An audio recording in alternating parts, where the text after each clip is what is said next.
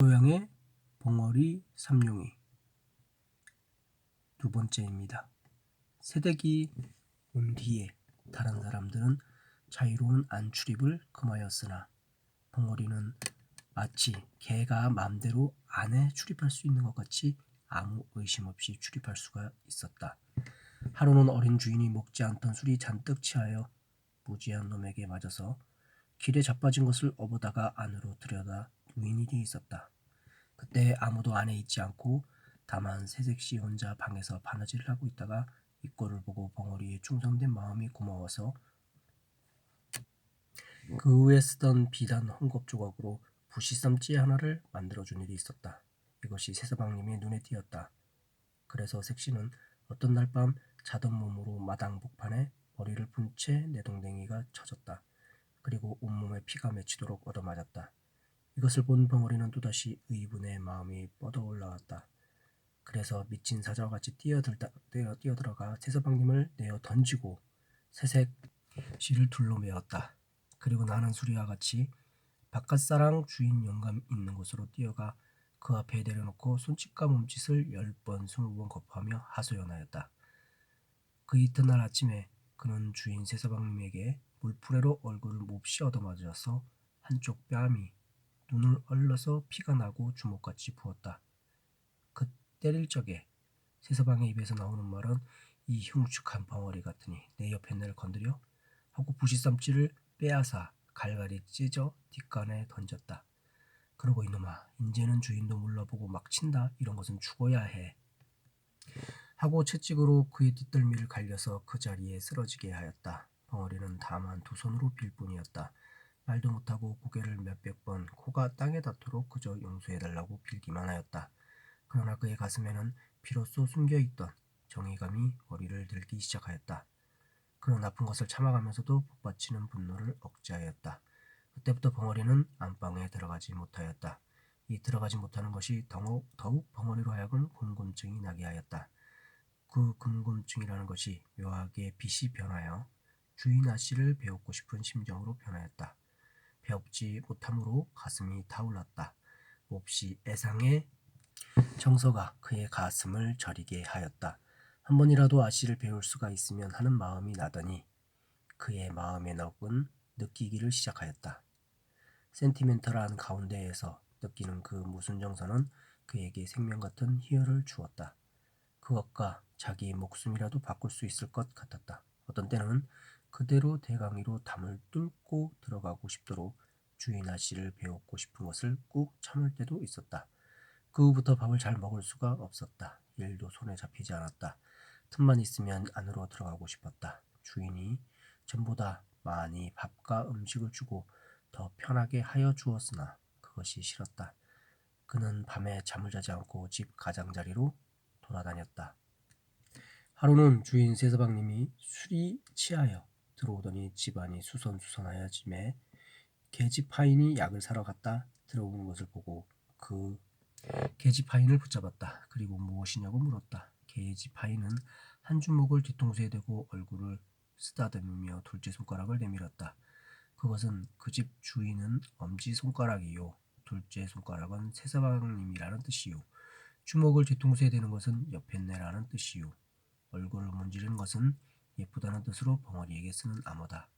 그런데 다시 혀를 내밀고 눈을 뒤집어 쓰는 형상을 하고 두 팔을 싹 벌리고 뒤로 자빠지는 꼴을 보이니 그것은 사람이 죽게 되었거나 알을 적에 하는 말 대신의 손짓이다. 벙어리는 눈을 크게 뜨고 계집하인에게 한 발짝 가까이 들어서며 놀라는 듯이 한참이나 있었다. 그의 가슴은 무섭게 격동하였다. 자기 그리운 주인 아씨가 죽었다는 말이나 아닌가. 그는 두 주먹을 마주치며 한숨을 쉬었다. 그러고는 자기 방에서 무엇을 생각하는 것처럼 두어 시간이나 두 눈만 껌뻑껌뻑하고 앉았었다. 그는 밤이 깊어갈수록 궁금증 나는 사람처럼 일어섰다 앉았다 하더니 2시나 되어서 바깥으로 나가서 뒤로 돌아갔다. 그는 도둑놈처럼 조심스럽게 바로 건너방 뒤 미닫이 앞 담에 서서 주저주저 하더니 담을 넘었다. 가까이 장 앞에 서서 문틈으로 안을 살피다가 그는 진저리를 치며 물러섰다. 어두운 밤에 그의 손과 발이 마치 그 뒤에 서 있는 감나무 잎같이 떨리더니 그대로 문을 박차고 뛰어들어갔을 때 그의 팔에는 주인 아씨가 한 손에는 기다란 명주 수건을 들고서 한 팔로 벙어리의 가슴을 밀치며 뻗디디었다. 벙어리는 다만 눈이 둥글해서 에헤 소리만 지르고 그 수건을 뺏으러 애쓸 뿐이다. 집안이 야단났다. 집안이 망했군. 어디 사내가 없어서 벙어리를 어떻든 알 수 없는 일이야 하는 소리가 이 구석 저 구석에서 수군댄다. 그 이튿날 아침에 벙어리는 온몸이 지직인 것이 되어 마당에 거꾸러져 입에서 피를 토하며 신음하고 있었다. 그 곁에서는 새서방이 세 줄 몽둥이를 들고서 문초를 한다. 이놈 하고는 음란한 흉내는 모조리 하여가며 건너방을 가리킨다. 그러나 벙어리는 손을 내저을 뿐이다. 또 몽둥이에는 살점이 묻어 나왔다. 그리고 피가 흘렀다. 벙어리는 타들어가는 목으로 소리도 못 내며 고개만 내젓는다. 그는 피를 토하며 거꾸러지며 이마를 땅에 비비며 고개를 내흔든다. 땅에는 피가 스며든다. 새서방은 채찍 끝에 남뭉치를 달아서 가슴을 후려 훔쳐 갈겼다가 힘껏 잡아 뽑았다. 벙어리는 그대로 거꾸러지며 말이 없었다. 새서방은 그래도 시원치 못하였다. 그는 어제 벙어리가 새로 갈아놓은 낫을 들고 달려왔다. 그는 그 시퍼렇게 날선 낫을 번쩍 들었다. 그래서 벙어리를 찌르려 할 때 벙어리는 한 팔로 그것을 받았고 집안 사람들은 달려들었다. 벙어리는 낫을 뿌리쳐 저리로 내던졌다. 주인은 집안이 망하였다고 사랑에 누워서 모든 일을 들은 채 문을 닫고 나오지를 아니하며 집안에서는 색시를 쫓는다고 야단이다. 그날 저녁에 벙어리는 다시 끌려 나왔다. 그때에는 주인 새서방이 그의 입던 옷과 신을 주며 눈을 부릅뜨고 손을 멀리 가리키며 가, 인제는 우리 집에 있지 못한다 하였다. 이 소리를 듣는 벙어리는 기가 막혔다. 그에게는 이 집 외에 다른 집이 없다. 살 곳이 없었다. 자기는 언제든지 이 집에서 살고 이 집에서 죽을 줄밖에 몰랐다. 그는 새서방님의 다리를 껴 안고 애걸하였다. 말도 못하는 것을 몸짓과 표정으로 간곡한 뜻을 표하였다. 그러나 새서방님은 발길을 놓치려고 사람을 불렀다. 이놈을 좀 내쫓아라. 벙어리는 죽은 개 모양으로 끌려나갔다. 그리고 대갈배기를 개청 구석에 들이박히면서 나가 곤드라졌다가 일어서서 다시 들어오려 할 때에는 벌써 문이 닫혀 있었다. 그는 문을 두드렸다.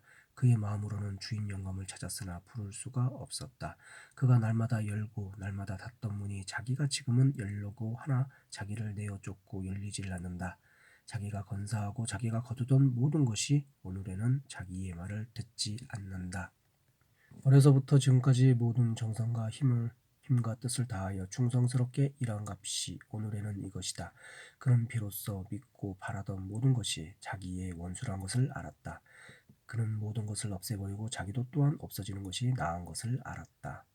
그날 저녁 밤은 깊었는데 멀리서 닭이 우는 소리와 함께 개 짖는 소리만이 들린다. 난데없는 화염이 벙어리 있던 오색원집을 에워쌌다. 그 불을 미리 놓으려고 준비하여 놓았는지 집 가장자리 쭉 돌아가며 흩어놓은 풀에 모조리 돌라붙어 공중에서 내려다보면 집이 윤곽이 선명하게 보일 듯이 타오른다. 불은 마치 피 묻은 살을 맛있게 잘라먹는 요마의 혓바닥처럼 날름날름 집 한 채를 삽시간에 먹어버렸다. 이와 같은 하염 속으로 뛰어들어가는 사람이 하나 있으니 그는 다른 사람이 아니라 낮에 이 집을 쫓겨난 삼룡이다. 그는 먼저 사랑에 가서 문을 깨뜨리고 주인을 업어다가 밭 가운데 놓고 다시 들어가려 할지 그의 얼굴과 등과 다리가 불에 대어 쭈그러져 드는 것을 알지 못하였다. 그는 건너방으로 뛰어들었다. 그러나 색신 없었다. 다시 안방으로 뛰어들었다. 그러나 없고 또 없고 새서방이 그의 팔에 매달려 구원하기를 애원하였다. 그러나 그는 그것을 뿌리쳤다. 다시 석갈에 불이 붙어 시뻘겋게 타면서 그의 머리에 떨어졌다. 그러나 그는 그것을 몰랐다. 부엌으로 가보았다. 거기서 나오다가 문설주가 떨어지며 왼팔이 부러졌다. 그러나 그것도 몰랐다. 그는 다시 강으로 가보았다. 거기도 없었다. 그는 다시 건너방으로 들어갔다. 그때야 그는 색시가 타죽으려고 이불을 쓰고 누워있는 것을 보았다. 그는 색시를 안았다. 그러고는 길을 찾았다. 그러나 나갈 곳이 없었다. 그는 한원 수 없이 집으로 올라갔다. 그는 비로소 자기의 몸이 자유롭지 못한 것을 알았다. 그러나 그는 자기가 여태까지 맛보지 못한 즐거운 쾌감을 자기의 가슴에 느끼는 것을 알았다. 색시를 자기 가슴에 났을 때 그는 이제 처음으로 살아난 듯하였다. 그는 자기의 목숨이 다한 줄 알았을 때 그 색시를 내려놓을 때는 그는 벌써 목숨이 끊어진 뒤였다. 집은 모조리 타고 벙어리는 색시를 무릎에 니고 있었다. 그의 을부는 그 불과 함께 사라졌을는지 평화롭고 행복스러운 웃음이 그의 입 가장자리에 얇게 나타났을 뿐이다.